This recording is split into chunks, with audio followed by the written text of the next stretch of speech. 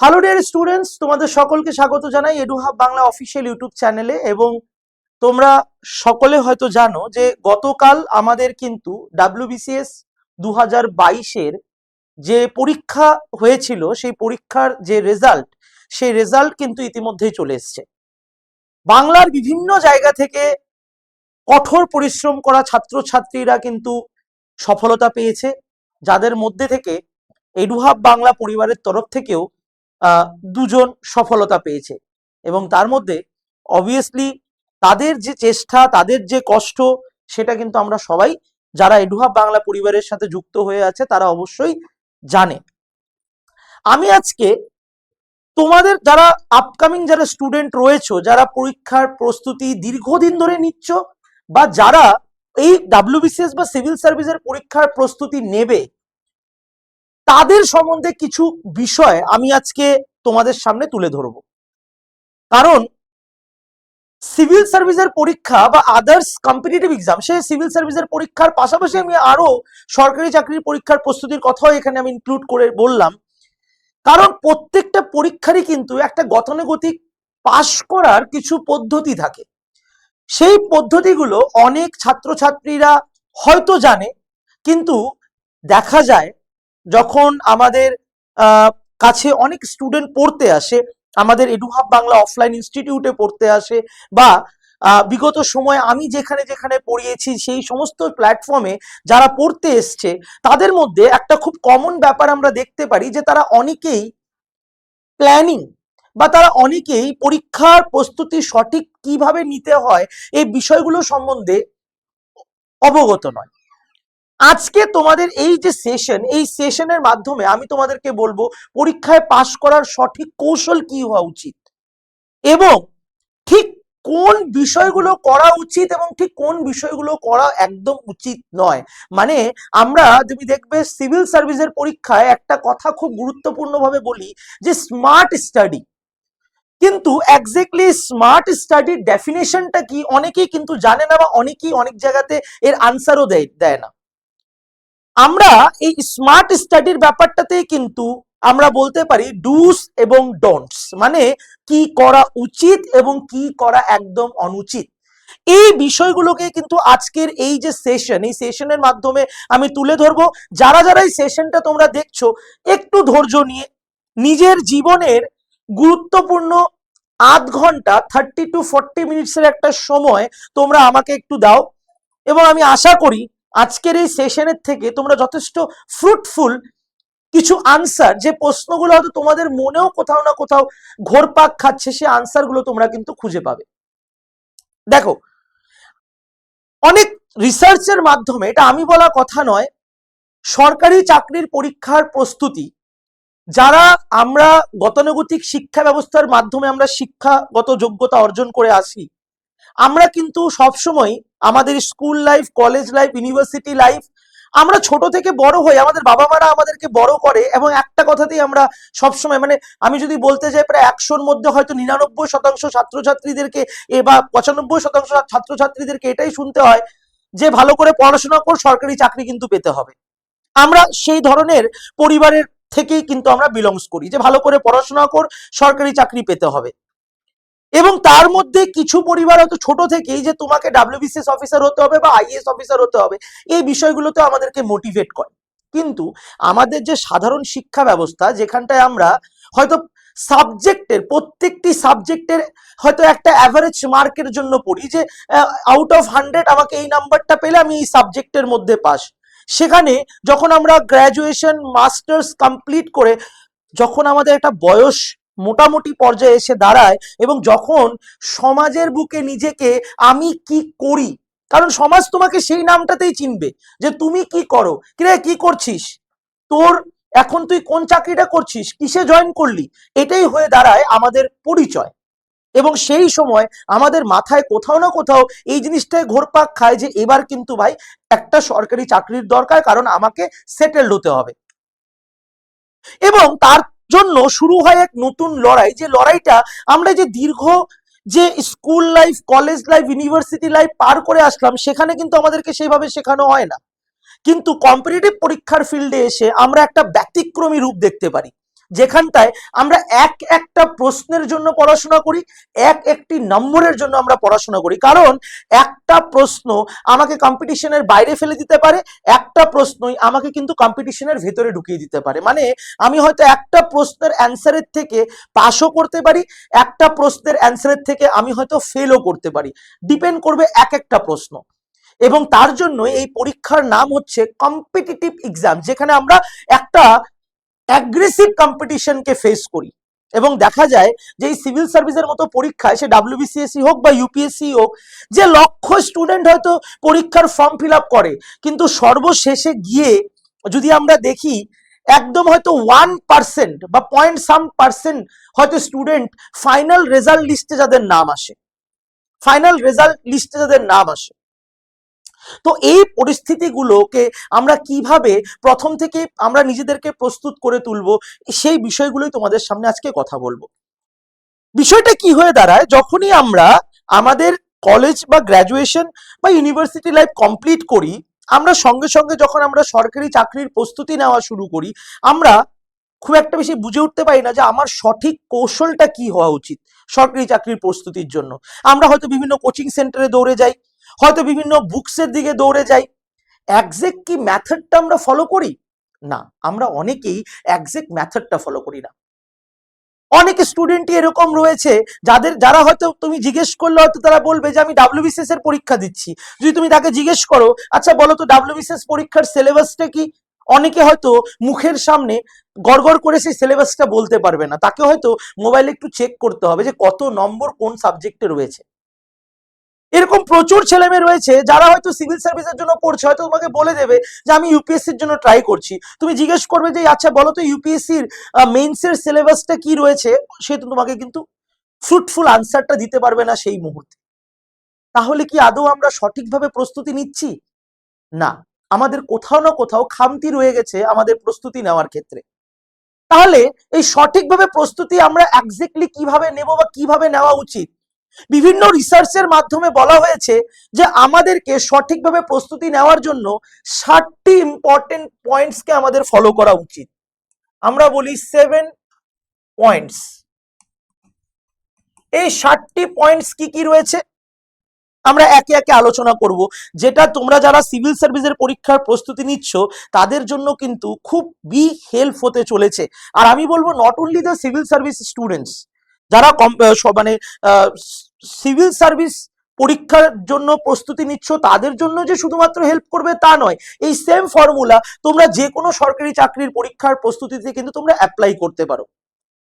First of all number 1 যে পয়েন্টটা দাঁড়ায় সেটা হচ্ছে দ্যাট ইজ, আমরা সরকারি চাকরির প্রস্তুতির যখন আমরা নেওয়া শুরু করি, আমাদেরকে প্রথম অবস্থায় কিন্তু নিজেকে মেন্টালি এবং ফিজিক্যালি ফিট করে তুলতে হবে। কারণ এটা কিন্তু সেই মানে আইপিএল এর ম্যাচ নয় যে আসলাম 20 ওভারে গেম শেষ এবং বাস হয়ে গেল খেলা। এটা কিন্তু টেস্ট ম্যাচ, মানে এখানে কিন্তু তোমাকে রাহুল দ্রাবিড়ের মতো লেগে টুকটুক টুকটুক করে খেলতে হবে। মানে তোমাকে মাথায় এটা রাখতে হবে যে আমি পরীক্ষা এবছর দিচ্ছি, হয়তো হতে পারে যে আমি পরীক্ষা এবছর সাকসেস হব না, আমি আবারও পরীক্ষাটা দেব, কিন্তু আমি হয়রান হয়ে যাব না, আমি ডিমোটিভেট হয়ে যাব না। হতে পারে আমার বয়স 2 বছর হয়তো বেড়ে যাবে, হয়তো তার আগে যদি আমি পেয়ে যাই, I am very lucky enough, but আমার নিজেকে মেন্টালি এতটা বেশি ফিট করে তুলতে হবে যে আর যে যাই করুক আমি আমার পরীক্ষার প্রস্তুতি এবং আমার যে গন্তব্য, যে লক্ষ্য, সেই লক্ষ্য থেকে আমি কোনো মতেই সরব না। এবং আমাদের প্রথম যে সিদ্ধান্ত, এই যে আমি একটা সরকারি চাকরির পরীক্ষার প্রস্তুতি নেব, কারণ আজকের ডেটে দাঁড়িয়ে এরকম প্রচুর ছেলে মেয়েকে দেখতে পারি, স্পেশালি কলকাতার বুকেই বলো, দিল্লির বুকেই বলো, কারণ আমি খুব ট্রাভেল করি, খুব অনেক সময় অনেক জায়গাতে আমার যাওয়া আসা লেগেই থাকে, প্রচুর স্টুডেন্টের সাথে কথাবার্তা বলি। দেখা যায় এরকম অনেক স্টুডেন্ট রয়েছে তাদের নিজের যে লক্ষ্যস্থান, সেই লক্ষ্যস্থান থেকে সরে গেছে।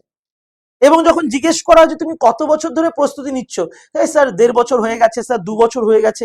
1.5-2 বছরে তার যে পেশেন্স, কম্পিটিটিভ পরীক্ষার প্রস্তুতি নেওয়ার যে পেশেন্স, সেই পেশেন্স কিন্তু তার কি হয়েছে, তার ডিস্ট্রয় হয়ে গেছে। এটা খুব সচরাচর দেখা যায়। তো তাহলে আমাদেরকে এক্স্যাক্টলি কি করা উচিত? আমাদেরকে ফার্স্ট অফ অল নিজেকে মেন্টালি এবং ফিজিক্যালি, যে হ্যাঁ আমার আমাকে কষ্ট করতে হবে, আমাকে চেষ্টা করতে হবে, আমি কষ্ট করব, চেষ্টা করব। আমার পরিবার যদি আমাকে সাপোর্ট করতে পারে দ্যাটস ওয়েল, সেটা খুবই ভালো। যদি আমার পরিবার আমাকে সাপোর্ট না করতে পারে তাহলে আমি আমার প্রস্তুতি বা আমার প্রিপারেশনটা ঠিক কিভাবে কন্টিনিউ করব, সেই বিষয়টাও কিন্তু আমাকে কিন্তু মাথায় রাখতে হবে। তো এই যে ফার্স্ট পয়েন্ট বললাম যে প্রিপেয়ার মেন্টালি অ্যান্ড ফিজিক্যালি, এই পার্টটা যখন হয়ে যাবে আমাদেরকে নাম্বার 2 পয়েন্টে কি করতে হবে? নাম্বার 2 পয়েন্টে আমাদেরকে কিন্তু এক্সামটাকে সিলেক্ট করতে হবে। এবার কেন এক্সাম সিলেক্টের কথা বলছি? দেখো, একটা জিনিস মাথায় রাখতে হবে, সিভিল সার্ভিসের পরীক্ষা কিন্তু একটা দীর্ঘমেয়াদী একটা বিষয়। তোমরা দেখতেই পেরেছো গতকালকে যে 2022-এর পরীক্ষার রেজাল্ট 2025-এ এসে দিল। তার মানে যদি আমি ধরি 23 পর্যন্ত 1 বছর, 24 2 বছর, 25 মানে প্রায় 2.5 বছরের একটা ব্যবধান এই পরীক্ষার। এই 2.5 বছর ধরে কত ছেলে মেয়ে, কত পেশেন্স, কত ধৈর্য ধরে তারা আজকে গিয়ে রেজাল্টটা পেয়েছে। তো পেশেন্স খুব ইম্পর্টেন্ট, এবং তোমাকে তার জন্য সিলেক্ট করতে হবে এক্সাম, যে তুমি সেই ততটা সময় তুমি এই পরীক্ষাটাকে দিতে পারবে কিনা। কারণ পরীক্ষার নোটিফিকেশনের থেকে প্রারম্ভিক যে প্রিলিমিনারি পরীক্ষা তার মধ্যে একটা দীর্ঘ মেয়াদী সময়ের ব্যাপার থাকে, প্রারম্ভিক থেকে যে আমাদের যে মেইনসের পরীক্ষা তার মধ্যে একটা লং গ্যাপ থাকে, এবং মেইনস থেকে ইন্টারভিউর মধ্যে একটা লং গ্যাপ থেকে ইন্টারভিউ হয়ে যাওয়ার পর ফাইনাল রেজাল্টে একটা লং গ্যাপ থাকে। তো আমাদেরকে তার জন্য এক্সাম সিলেক্ট করতে হবে, যে আমি সাপোজ সিলেক্ট করে নিলাম যে আমি ভাই এবারে ডাব্লিউবিসিএস এর পরীক্ষাটা আমি দেবই, বা আমি এবারে ইউপিএসসির পরীক্ষাটা দেবই, আমি ফিজিক্যালি মেন্টালি প্রিপেয়ার এবং এক্সামকে সিলেক্ট করে নিয়েছি। Well and good.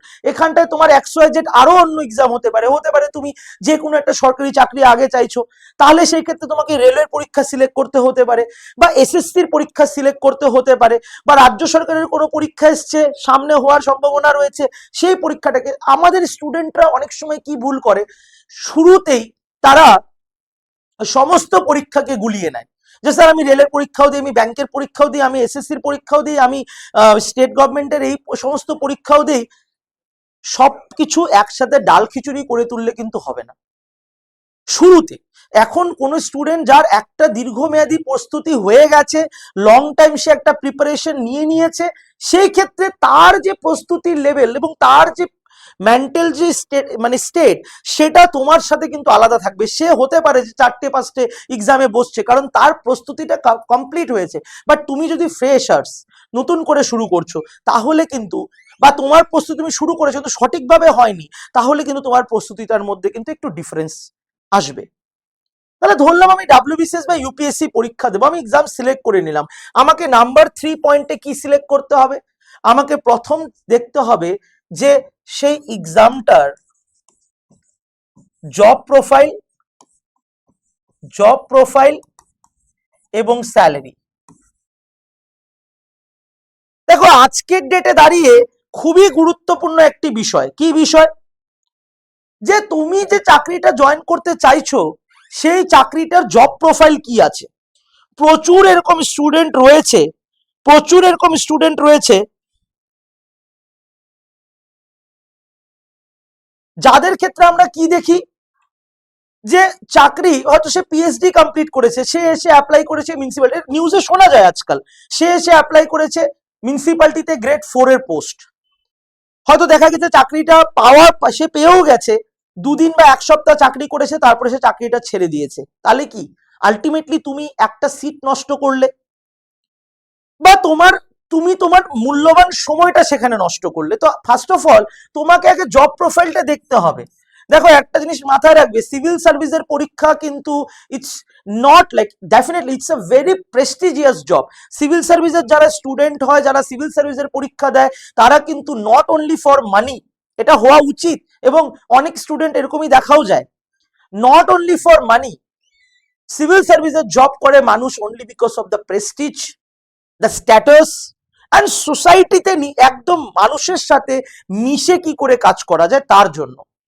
এবং তারপরে তো অবশ্যই রয়েছে স্যালারি, কারণ তুমি এরকম একটা চাকরিতে জয়েন করছো যেখানে স্যালারি তোমার একেবারেই কম, তুমি বর্তমানে সমাজের প্রোফাইলের সাথে নিজেকে খাপ খাওয়াতে পারছো না, তাহলে কিন্তু তুমি সার্ভাইভ করতে পারবে না।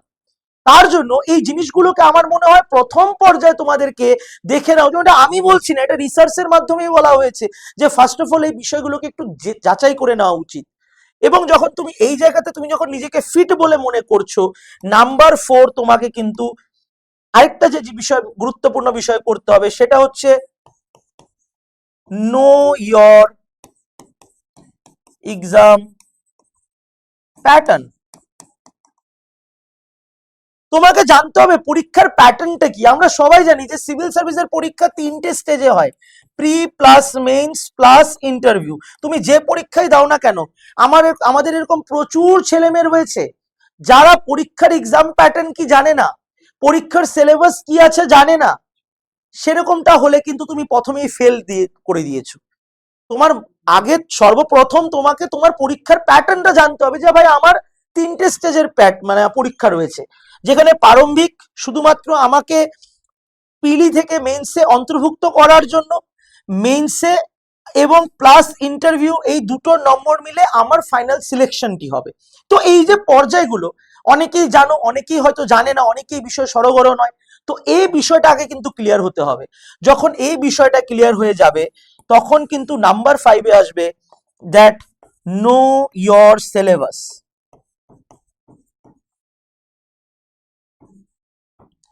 পরীক্ষার যে সিলেবাস রয়েছে সেই সিলেবাসটাকে ভালো করে জানা। আমাদের এরকম প্রচুর ছেলে মেয়ে রয়েছে, আমি যদি জিজ্ঞেস করি আচ্ছা বলো তো এই পরীক্ষার অমুক পরীক্ষার সিলেবাস কি আছে, স্যার জানি তো, কি জানি স্যার, এই তো জিকে জিএস আছে, যদি আমরা দেখতে যাই ম্যাথস রয়েছে, যদি আমরা দেখতে যাই রিজনিং রয়েছে, যদি আমরা দেখতে যাই আমাদের ইংলিশ রয়েছে, এই তো আমাদের সিলেবাস স্যার, এই তো আমাদের সিলেবাস। কিন্তু মাথায় রাখবে সিলেবাস জানারও দুটো পদ্ধতি আছে। একটা হচ্ছে যে আমি নর্মাল সিলেবাস জানি, আরেকটা হচ্ছে in detail syllabus.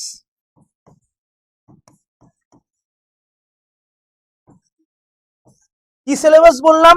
In detail syllabus. That means এই ইন ডিটেল সিলেবাসটা খুব গুরুত্বপূর্ণ, এটাকে মাথায় রাখতে হবে তোমাদের। কি সে এক্সাম্পল, আমি ধরলাম জিওগ্রাফি, আমি ধরলাম সাবজেক্ট জিওগ্রাফি।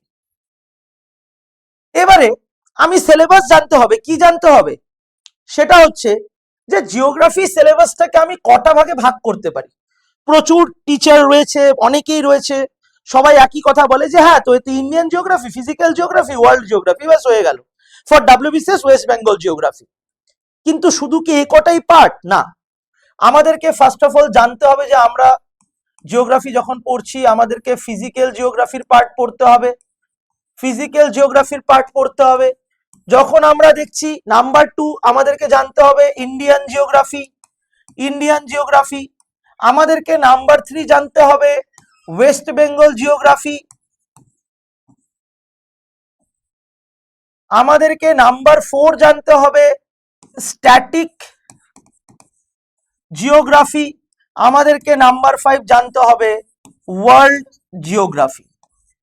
এই যে স্ট্যাটিক জিওগ্রাফির কথা যে আমি বললাম, প্রচুর শিক্ষক রয়েছে যারা এই বিষয়ে কোনো কথাই বলে না। অবশ্যই যখন পরীক্ষা হয়ে যায়, কম্পিটিশন শুরু হয়ে যায়, যে এই তো জিওগ্রাফিতে আমি এটা পড়িয়েছিলাম, 10টা একদম কমন এসছে, 5টা কমন এসছে, 100% কমন এসছে।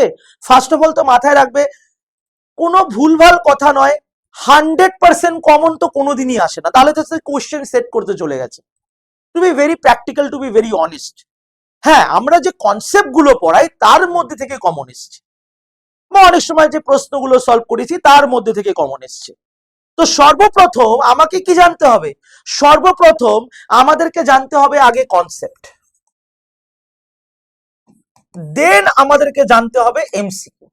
আমার মাথায় আমাদের কম্পিটিশন ইউটিউবের জগতে যে বড় কম্পিটিশনটা, সেটা চলে শুধুমাত্র এমসিকিউ এর কম্পিটিশন। তোমরা দেখে নাও যত বড় বড় প্ল্যাটফর্ম রয়েছে, কজন এরকম প্ল্যাটফর্ম রয়েছে যেখানে কনসেপ্টকে নিয়ে দারুণ করে অ্যানালাইসিস করা আছে। স্টুডেন্টরাও একই, শুধুমাত্র যেখানে আমরা এমসিকিউ প্রশ্ন পাচ্ছি সেখানে একদম পুরো একদম ট্রাফিক জ্যাম করে দিয়েছি আমরা। আদৌ তুমি যে শুধুমাত্র কি এমসিকিউ সলভ করলে তোমার হয়ে যাবে? তোমার যদি কনসেপচুয়াল ক্লিয়ারিটি নেই সেই সাবজেক্টটার প্রতি, তুমি যদি না জানো যে ফিজিক্যাল জিওগ্রাফিতে আমি কোন কোন চ্যাপ্টার গুলো পড়বো, তুমি যদি না জানো ইন্ডিয়ান জিওগ্রাফিতে আমাকে কোন কোন সাবজেক্ট গুলো টপিক গুলো পড়তে হবে, তুমি যদি না জানো যে আমার ওয়েস্ট বেঙ্গল জিওগ্রাফিতে কোন কোন টপিক গুলো পড়তে হবে তুমি যদি না জানো যে স্ট্যাটিক জিওগ্রাফি বলে কি হয় ভাই, স্ট্যাটিক জিওগ্রাফিতে আবার কোন কোন সাবজেক্ট গুলো চলে আসে, আর ওয়ার্ল্ড জিওগ্রাফিতে আমাকে কোন কোন সাবজেক্ট গুলো পড়তে হবে, তাহলে তুমি কি করে তোমার নিজের প্রস্তুতিটাকে এগিয়ে নিয়ে যাবে। এবং তার জন্য আমি বলেছি know your syllabus in detailed way. ইতিহাসের কথা যদি বলি, মডার্ন, এনশিয়েন্ট, মিডিয়েভাল, সব থেকে গুরুত্বপূর্ণ হচ্ছে মডার্ন, তারপরে এনশিয়েন্ট, তারপরে হচ্ছে মিডিয়েভাল।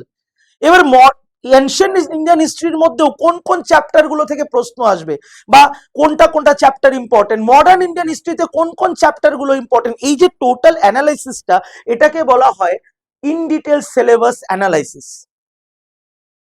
এই জিনিসটা অনেকে কিন্তু তোমরা করো না। এবং আমি তোমাদের একটা কথা আজকে বলতে পারি, আমি প্রচুর দেখেছি দিল্লিতে, প্রচুর স্টুডেন্ট দেখেছি যে টোটাল সিলেবাস বা টোটাল এই সম্পূর্ণ যে কর্মটা, এই সম্পূর্ণ কর্ম করতে 1-1.5 মাস লেগে যায়। আর আমাদের এখানে প্রচুর ছাত্রছাত্রীরা ভাবে যে 2 থেকে 4 মাসের মধ্যে আমি ডাব্লিউবিসিএস অফিসার হয়ে যাব। আমরা আমরা ভুল জানছি এবং আমাদেরকে ভুলটাই বোঝানো হচ্ছে। শুধুমাত্র ব্যবসা এগিয়ে নিয়ে যাওয়ার জন্য, বিজনেসটাকে বড় করার জন্য। এখনো কিন্তু প্রচুর স্টুডেন্টরা এরকম রয়েছে যারা 2025-2026 পরীক্ষা দেবে, এখনো নিজের প্রস্তুতি শুরু করেনি। তারা ভাবছে যে এইবার তো অলরেডি আগের পুরোনো প্যাটার্নেই পরীক্ষা হবে, এবার পুরোনো প্যাটার্নে ওই একই রকম ভাবে পড়ে দিয়ে দিই, সামনের বছর আবার দেখা যাবে। ওই সেরকম যারা চিন্তা ভাবনা করছো তাদের সিভিল সার্ভিস হবেই না। ঠিক আছে, কারণ কেন বলছি, বিকজ ঠিক আছে এই বছর সামাও তোমার যদি তুক্কাতে লেগেও গেল, যদি সামাও, তুমি কি তাই বলে সামনের বছরের পরীক্ষাটা দেবে না? সামনের বছর যদি তোমার প্যাটার্ন চেঞ্জ হয়ে যায়, তুমি কি করে সেটাকে মিট আপ করবে? তো সেই জন্য তোমাকে ইন ডিটেল সিলেবাস জানতে হবে। এইবারে এই ইন ডিটেল সিলেবাস যখন তুমি জানবে বা তুমি যখন মানে অ্যানালাইসিস করবে, সেই ক্ষেত্রে একটি খুব কি ইম্পর্টেন্ট একটা রুলস রয়েছে যেটা তোমাকে সলভ করতে হবে, সেটা হচ্ছে PYQ অ্যানালাইসিস। আমি কিন্তু এখানে সলভ দেইনি, আমি কিন্তু এখানে সলভের কথা বলিনি। এই জায়গাতে প্রচুর স্টুডেন্টরা ভুল করে। তারা প্রিভিয়াস ইয়ার্স কোশ্চেন পেপারকে নিয়ে ডে 1 থেকে সলভ করা শুরু করে দেয়, কিন্তু মাথায় রাখবে সলভ তুমি তো প্রস্তুতি শুরু করোনি, তুমি কি করে সলভ করবে? যখন তোমার সলভ হবে না তখন তুমি ডিমোটিভেট হবে এবং সেই পরীক্ষার প্রতি তোমার বিতৃষ্ণা আসা শুরু করবে। তুমি দেখবে একটা খুব ট্রেন্ড আমাদের মধ্যে চলে, আমরা যে সাবজেক্টগুলোকে বেশি ভালোবাসি সেগুলোকে বেশি বেশি পড়ি, যে সাবজেক্টগুলো আমাদের কঠিন বলে মনে হয় সেগুলো থেকে একটু দূরে দূরে পলাই। ঠিক আছে, তো আমাদেরকে ফার্স্ট অফ অল কি PYQ অ্যানালাইসিস করতে হবে। কিভাবে অ্যানালাইসিস করবো স্যার? আমাদেরকে নিতে হবে বিগত অ্যাটলিস্ট 5 ইয়ার্স এর কোশ্চেন পেপার, যেখানটায় আমি একটা করে সাবজেক্ট তুলবো। সাপোজ জিওগ্রাফি তুললাম, জিওগ্রাফিকে আমি 2 দিন সময় দেব। এখানে আমি কি দেখব যে আমার 2021-এ কি ধরনের প্রশ্ন এসছে, 2022-এ আমার ঠিক কটা প্রশ্ন এসছে, 2023-এ ঠিক কটা প্রশ্ন এসছে, এবং তারপরে দেখা গেছে 2005-এ 5টা, এখানে 7টা, এখানে 10টা। তার মানে কি বিগত বছরগুলোতে আমার জিওগ্রাফির প্রশ্নের সংখ্যাটা বেড়ে আসছে। এরপরে আমি অ্যানালাইসিস করব যে ইন্ডিয়ান জিওগ্রাফি থেকে কটা প্রশ্ন আসে, ওয়েস্ট বেঙ্গল জিওগ্রাফি থেকে আমার কটা প্রশ্ন আসছে, সেই ট্রেন্ডটাকে আমি অ্যানালাইসিস করব। পাশাপাশি আমি অ্যানালাইসিস করব ইন্ডিয়ান জিওগ্রাফির কোন চ্যাপ্টার বা কোন টপিকটার থেকে বেশি প্রশ্ন আসছে, রিভার সিস্টেম থেকে আসছে, না হিলস এন্ড মাউন্টেন থেকে আসছে, না ফিজিওগ্রাফিক ডিভিশন থেকে আসছে, না সয়েল থেকে আসছে, অ্যানালাইসিস করতে হবে। এই যে গোটা প্রত্যেকটা সাবজেক্ট, এই সেম সাবজেক্ট আমাদের হিস্ট্রিটাকেও এইভাবে অ্যানালাইসিস করতে হবে, পলিটিকেও আমার এইভাবে অ্যানালাইসিস করতে হবে। ঠিক আছে, যদি আমরা দেখি এইভাবে প্রত্যেকটা সাবজেক্টকে অ্যানালাইসিস করতে তোমার 15 থেকে 20 দিন সময় লাগে, 15 দিন সময় মিনিমাম লাগবে। এই যে PYQ অ্যানালাইসিসটা করলাম, তার মানে কি আমার কাছে একটা ছক চলে আসলো, আমার কাছে একটা পুরো প্ল্যান চলে আসলো। আচ্ছা, তার মানে আমি এইবারে আমার নেক্সট স্টেপটা তাহলে কি হবে? এবারে এখানটা একটা জিনিস কিন্তু তোমাদেরকে আমি বলা হয়নি আমার, এখানে একটা জিনিস তোমরা, আরেকটা জিনিস তোমরা মাথায় রাখবে, এই যে নো ইওর সিলেবাস, এই সিলেবাস জানার পর কিন্তু তোমাদেরকে কিন্তু বুকস, আমি বরাবর একটা কথা তোমাদেরকে বলবো, আমি জানি না আমার কথায় অনেকেই হয়তো একমত নাও হতে পারে, তোমরা অলওয়েজ না বুকসের উপরে কিন্তু গুরুত্ব দেবে, বই। কারণ মাথায় রাখবে পৃথিবী দাঁড়িয়েছে অধ্যয়নের ওপর, বুকসের ওপর।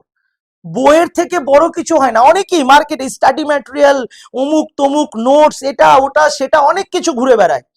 ঠিক আছে, মেন বুকসের থেকে নিজের জন্য তৈরি করছো নোট, দ্যাটস সাফিসিয়েন্ট। অনেকেই আছে টপার্স এর নোটস পারচেস করে নিয়ে আসে, আমি একদম দ্বিমত এই কথায়। আমি জানি না, আমার সাথে হয়তো 10 জনের মতের মিল নাও হতে পারে। মাথায় রাখবে, যে টপার হয়েছে তার পদ্ধতিতে সে তার নোটসটা বানিয়েছে। তোমার ওয়ে অফ থিঙ্কিং, তোমার যে টোটাল ব্যাপারটা বোঝার, সেটা কিন্তু আলাদা হতেই পারে। তো তুমি নিজের নোটস তৈরি করো, rather than follow a topper notes.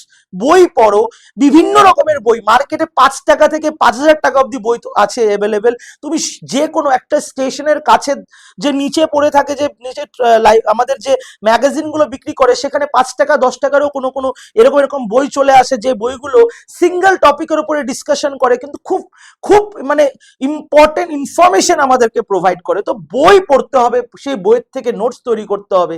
এবং এই টোটাল প্ল্যানটা যখন হয়ে যাবে, তখন আমি স্টেট করবো আমার নেক্সট স্টেপ। তখন নেক্সট স্টেপে আমার কি হবে? তখন আমার নেক্সট স্টেপে হবে আমার ফুল লেন্থ প্রিপারেশন স্টার্ট।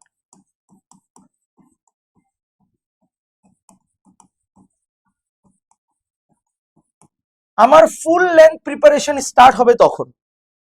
এবারে প্রচুর স্টুডেন্ট কি করছে, এই যে প্রিপারেশনটা যে স্টার্ট করছে, আমাকে যেতে হবে 100-এ, আমার লক্ষ্যস্থান হচ্ছে 100, শুরু করেছি 0 থেকে। আমি এখান থেকে আমাকে 100-এ পৌঁছতে হবে। আমি 0 থেকে শুরু করব, 20-তে গিয়ে হয়তো আমি পড়ে যাব। আবারও 0 থেকে শুরু করব, আমি হয়তো 60-এ গিয়ে হয়তো পড়ে যাব। আবারও 0 থেকে শুরু করব, হয়তো আমি ডাইরেক্টলি 100-তে রিচ করব। তার মানে কি, আমার পাস ফেলটা লেগে থাকতে পারে, এটাতে কোনো ভয় খাওয়ার কোনো কথা নেই, লজ্জারও কোনো কথা নেই। তুমি এমন একটা পরীক্ষার জন্য পড়ছো যেখানে তোমাকে পেশেন্স রাখতে হবে, ধৈর্য ধরতে হবে। কারণ সফল হওয়ার 1 ঘন্টা পরে থেকে মানুষ তোমাকে স্যার বলে বলা শুরু করে দেবে, তোমার সাথে মানুষের করা ব্যবহার পরিবর্তন হয়ে যাবে। মাথায় রাখতে হবে এই ব্যাপারটা। তো প্রিপারেশন আমরা শুরু করব। আমাদের লক্ষ্য হচ্ছে, এটা হচ্ছে আমাদের গোল, যেটা হচ্ছে WBCS। আমি কি করব, আমি 1 সপ্তাহ করে প্ল্যান বানাবো, 1 উইক। অনেকেই বলে 18 ঘন্টা, 19 ঘন্টা, 20 ঘন্টা পড়তে হয়, কোনো এরকম মাথার দিব্যি নেই। তুমি যত ঘন্টা পড়তে কমফোর্টেবল। হ্যাঁ, তবে আমি এটা বলতে পারি যে একটা স্ট্যান্ডার্ড প্রিপারেশন করার জন্য 6 থেকে 7 ঘন্টা, 7.5 ঘন্টা ডেইলি স্টাডি, এবং সেটা কন্টিনিউ বেসিসে।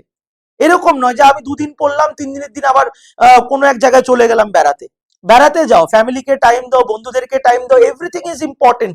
লাইফকে কেউ রশি দিয়ে বেঁধে ফেলতে পারে না। 100-র মধ্যে 2 জন হয়তো পারে, 98% মানুষ পারে না। অনেকেই বলে না যে স্যাক্রিফাইস করো, নো ডাউট, লাইফে কিছু বড় পেতে হলে লাইফে স্যাক্রিফাইস করতে হয়, করো না, স্যাক্রিফাইস করো। তাই বলে নিজেকে একেবারে বেঁধে ফেলো না, কারণ এই আমি যে আবারও বললাম, এটা IPL ম্যাচ নয়, এটা টেস্ট ম্যাচ। তোমাকে অনেক লম্বা তোমাকে খেলতে হবে এখানটায়। তার জন্য নিজেকে পুরো রিজিড করে নেও না, নিজেকে ফ্লেক্সিবল রাখো। সকালবেলা 2 ঘন্টা স্টাডি করো, বিকেলবেলা 2 ঘন্টা স্টাডি করো, রাতের বেলা 3 ঘন্টা স্টাডি করো, তাহলেই তো তোমার মোটামুটি 7 ঘন্টা হয়ে গেল। 7 ঘন্টা ডেইলি তোমার স্টাডি হয়ে যায়। 7 সাড়ে 7 ঘন্টা, খুব পারছো 8 ঘন্টা। ঠিক আছে, এর মধ্যে তুমি সন্ধেবেলা একটু ফ্যামিলির সাথে চা খাও। একটা রবিবার, সপ্তাহে 7 দিনই যে একদম কন্টিনিউয়াসলি পড়তে হবে, সপ্তাহে 5 দিন স্টাডি করো, 5 ডেজ। শনিবার দিনটা নিজেকে অ্যানালাইসিস করো, রিভাইজ করো, স্যাটারডে রিভাইজ করো, সানডে মক টেস্ট সলভ করো, বা সানডে তারপর একটু ঘুরতে বেরিয়ে যাও। আরে তোমাকে তোমার ব্রেনটাকেও তো ঠান্ডা রাখতে হবে। একটা গাড়ি যেরকম কন্টিনিউ চালালে ইঞ্জিন গরম হয়ে যায়, তারপরে আগুনও ধরে যেতে পারে। আমরা যখন লং ড্রাইভে যাই, আমরা কিন্তু গাড়িকে কিন্তু কন্টিনিউ 4 ঘন্টা 5 ঘন্টা ড্রাইভ করার পর আমরা কিন্তু থামাই, গাড়িকে রেস্ট দেই। তো ব্রেনটাকেও রেস্ট দিতে হবে, কারণ তুমি সোমবার থেকে আবারও তুমি কিন্তু স্টার্ট করবে তোমার একই রকমের সেই সেই যে তোমার জোশ, সেই জোশের সাথে তোমাকে স্টার্ট করতে হবে। তোমাকে খেলতে হবে দীর্ঘ জায়গায়। তোমার লক্ষ্যটা, তুমি ছোট ছোট গোল সেট করো, টেক এ বেবি স্টেপ, এবং তুমি পৌঁছে যাবে তোমার মূল লক্ষ্যে। ঠিক আছে, এবং এই পরিকল্পনাটা যখন তোমার হয়ে যাবে, তারপরে তুমি কিন্তু তোমার পরীক্ষার ঠিক লাস্ট 3 মান্থস এগো, পরীক্ষার 3 মাস আগ থেকে তুমি পুরো 2 মাস 2 মান্থস তুমি পুরো রিগ্রেসিভলি রিভিশন দেওয়া শুরু করো। আমি প্রচুর স্টুডেন্টদেরকে একটা কথাই বলি, যদি রিভিশন যদি না দাও, তাহলে পরীক্ষা দিতে যাওয়ার কোনো দরকার নেই। Revision makes you perfect. এবং পরীক্ষার ঠিক 1 মাস আগে মক টেস্ট সলভ করো যত পারো। এবার এই মক টেস্ট সলভ যেটা হবে, এটা ওই ঘরের বিছানায় শুয়ে শুয়ে এই তো মক টেস্ট 50টা কোশ্চেন করলাম, মা খেতে ডেকেছে, খেতে চলে গেলাম, এইভাবে করলে হবে না। 1 ঘন্টা সময় একদম চেয়ার টেবিলে বসতে হবে সবকিছু বন্ধ করে। আর বাড়িতে যদি বাবা মা থাকে বলতে হবে 1 ঘন্টা হয়ে গেলে আমার খাতাটা টেনে নেবে, বা 2 ঘন্টা হয়ে গেলে আমার খাতাটা নিয়ে নেবে। একদম যেরকম পরীক্ষার মক টেস্ট হয় সেভাবে পরীক্ষার মক টেস্টে বসতে হবে, নিজের বাড়িতে সেরকম ভাবে এনভায়রনমেন্ট ক্রিয়েট করতে হবে। এবং মক টেস্ট হয়ে গেলে দেন আল্লাহ গড ভগবানের নাম নিয়ে পরীক্ষার স্থানে যাও, নিজেকে রিল্যাক্স করে, নিজেকে রিল্যাক্স করে। এবং এই সম্পূর্ণ কাজটা কখনোই 1 সপ্তাহ আগে সম্ভব না, কখনো 10 দিন আগে সম্ভব না। প্রচুর স্টুডেন্টরা মেসেজ করে, ফোন করে, স্যার আমি আপনার কাছে অ্যাডমিশন নিয়েছি, আপনাদের কাছে অ্যাডমিশন নিয়েছি, আমার 10 দিন আছে আর পরীক্ষার, আমি কিন্তু পাস করতে চাই। ভাই হাও, কি করে তুমি পাস করো? তুমি 10 দিন আগে পড়তে এসছো, তুমি 8 দিন আগে 6 দিন আগে পড়তে এসছো। আমি বাদ দিলাম আমাদের কাছে পড়তে আসা, তুমি নিজেও তো প্রিপারেশনটা করতে পারো, তুমি নিজেও তো প্রিপারেশন করোনি। হাউ ইট ইজ পসিবল যে তুমি 1 বছরের গোটা সিলেবাসকে তুমি 8 সপ্তাহের মধ্যে কমপ্লিট করতে চাইছো? তো এই ধরনের কিছু মিথ রয়েছে। এবং সব থেকে বড় সমস্যা হচ্ছে আমাদের মতো কিছু এরকম প্রতিষ্ঠান যারা স্টুডেন্টদেরকে শুধুমাত্র ব্যবসার জন্য ইউজ করে, যারা ছাত্রদেরকে 2 দিন আগেও হলে হয়তো বলে যে চলে আসো ভাই, 2 দিনে তুমি তোমাকে অনেক কিছু শিখে দেবে, পাস করে যাবে, which is totally a myth. এখানে কোনো প্র্যাকটিক্যালিটি নেই। তো আমি বলবো শুধুমাত্র ট্রাফিক দেখে, শুধুমাত্র ভিড় দেখে, শুধুমাত্র ইউটিউবে কত লাইভ ওয়াচিং যাচ্ছে সেটা দেখে শুধুমাত্র পড়তে যাবে না। হয়তো দেখবে যে ইউটিউবে একজন টিচার হয়তো 2জন স্টুডেন্টকে গাইড করছে, হয়তো পড়াচ্ছে, তার ইউটিউব ক্লাসটাও কখনো দেখবে। আর খুব বেশি ইউটিউবেও জড়িয়ে যাবে না, এটাও অনেকটা নেগেটিভ ইম্প্যাক্ট ফেলে, যে তার ক্লাসে গিয়েও তুমি অনেকটা ভালো কিছু শিখতে পারবে। তার জন্য আমি আবারও বলি, বরাবর আমি বলে আসি, ট্রাফিক জ্যামে ফাঁসবে না, নিজেকে স্মুথ ফাংশনিং এর মধ্যে রাখো, ঠিক আছে? তো আমি এই বিষয়টাই তোমাদেরকে সদর করলাম যে কি করতে হবে এবং কি করতে হবে না, ডুস এবং ডোন্টস। এটাকে কিন্তু বলে যে সরকারি চাকরির পরীক্ষার যে গুরুত্বপূর্ণ 7খানা ইম্পর্টেন্ট পয়েন্টস, যেটার মাধ্যমে শুধুমাত্র not only for the civil service examination. মাথায় রাখবে একটা জিনিস তোমাদের কাছে বলে দেই, গতকালকে রেজাল্ট বেরিয়েছে আমাদের ডাব্লিউবিসিএস এর, আউট অফ 2000 মার্কস আমরা যদি দেখতে যাই কত এসছে কাট অফ। আমি যদি ক্যালকুলেট 2000 বাদ দিতাম, 1600-র মধ্যে যদি দেখতে যাই আমরা 1000 সামথিং। আমাদের ইউপিএসসি তে 1100 হয়তো কোনো বছর গেছে, 1000-এর আশেপাশে সবাই মানে যারা থাকে তারা 900 950 সবাই মোটামুটি কোয়ালিফাই করে, মানে একদম ফাইনাল মেরিট লিস্টে তাদের নাম আসে। তুমি 50 to 55%, আর খুব বড় জোর হলো 60% মার্কস আনতে পারলে তুমি টপার হয়ে যাবে, রাজ্যের টপার হয়ে যাবে, দেশের টপার হয়ে যাবে।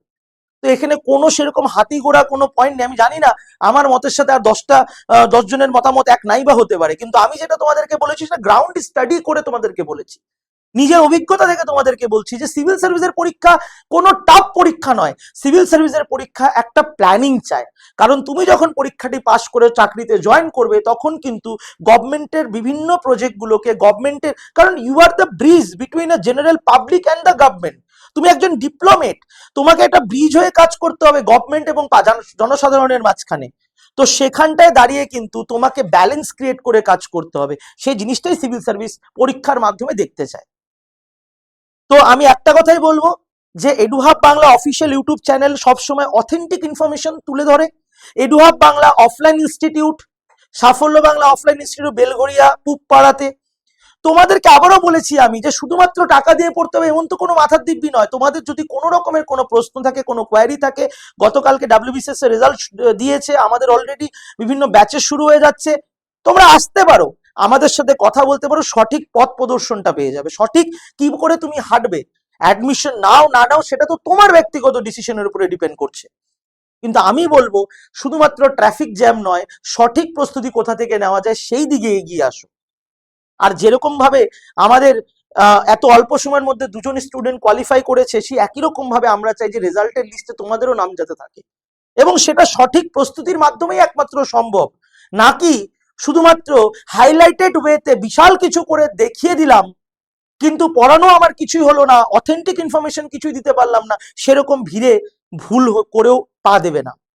আমি সমস্ত স্টুডেন্ট ফ্র্যাটার্নিটিকে একটা কথাই বলবো যে সিভিল সার্ভিসের পরীক্ষা বা আদার্স পরীক্ষা টাফ নয়, সব থেকে বড় কথাটি হচ্ছে সঠিক পদ্ধতিতে নিজের প্রিপারেশন, এবং সেইটা তোমাদেরকে কিন্তু ভালো ভালো করে নিতে হবে।